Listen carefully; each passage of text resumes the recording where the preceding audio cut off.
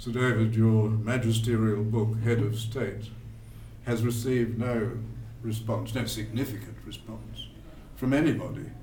There have been comments about it, but nobody has gone away and prepared a response of a similar size and weight. Why do you think that might be the case?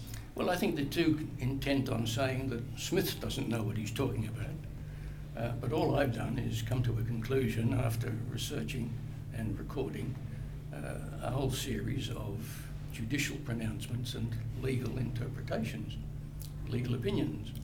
And nobody seems to be willing to tackle the sources upon which I have relied in coming to my conclusion. So they're content to say Smith's got it wrong, but take no notice of him, he's a monarchist. You essentially rely on the terms of the Constitution, which you point out. I think nobody else had probably noticed this.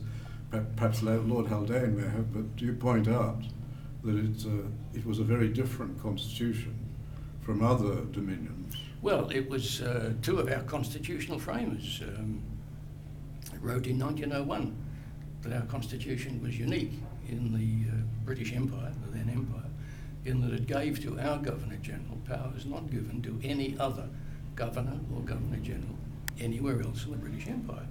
And of course, if we come forward to 1986 and the Australia Act, when the Commonwealth and state governments and British governments were locked in an interminable debate about how the states could sever their residual links with the British government over advice to the sovereign, it was the Queen who pointed out that as our constitution was unique, she was prepared to consider a unique solution because it would provide her with no troublesome precedents in relation to any other country in the Commonwealth.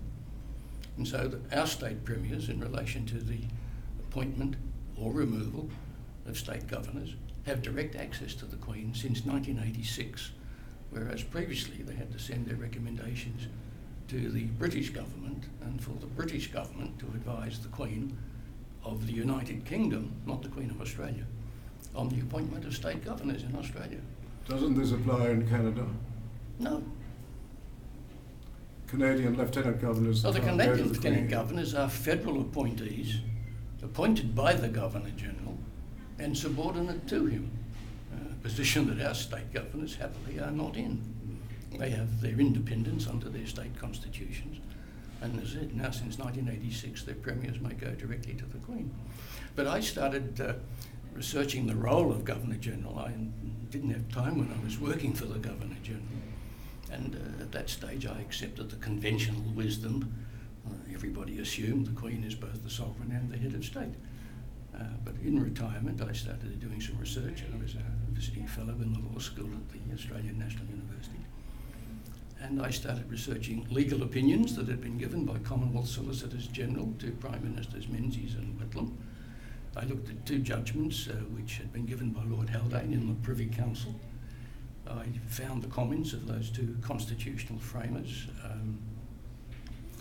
who'd written in 1901, and I came to the conclusion that we were in a unique position, that our Governor-General had acquired his powers from the Constitution, not from the Crown, as was the case with everybody else, that Queen Victoria had indeed erred in issuing royal instructions and letters patent to the Governor-General of Australia. And finally, with the weight of all of that legal and judicial evidence, Bob Hawke finally recommended to the Queen that she revoke Queen Victoria's royal instructions, and no new royal instructions have been issued to the Governor-General, and that she amend Queen Victoria's letters patent, which assumed that our Governor-General was an office created by the Crown and not our Constitution.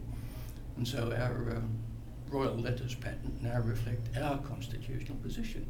As I said, it was finally Bob Hawke who asked the Queen to revoke all those invalid documents which Queen Victoria had been mistakenly advised to issue, because British authorities, and indeed Australian authorities at the beginning of our federation, all assumed that our constitution was the same as everybody else's, when in fact it was not. Have you been persuaded at all by that decision of the High Court in 1907? Yeah, well, I wouldn't have thought you'd have mentioned that, because I'm not grateful to you for dragging it up so late. I wish you'd dragged it out before I had finished my book.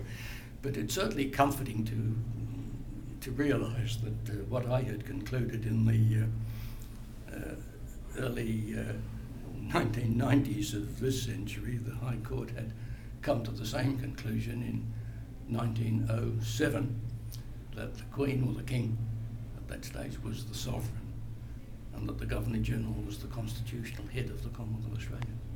You're not worried about the word officiating?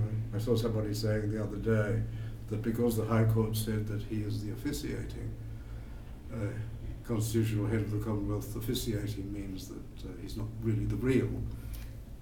Well, I don't think that makes any difference. Of course, the term head of state was hardly in vogue in the early 1900s. It's a term that's come into use more recently for diplomatic reasons, probably to differentiate Republican presidents as head of their countries from the presidents of bowling clubs and cricket clubs, I suppose. And but the term before that was prince, wasn't it? Yeah, Prince was the common diplomatic term. The heads of state were then in those days principally royalty. Nobody would dream of describing Queen Victoria as a head of state. She was the sovereign, the monarch, the Queen. Indeed. Thank you very much, Sir David. You're Thank welcome. you.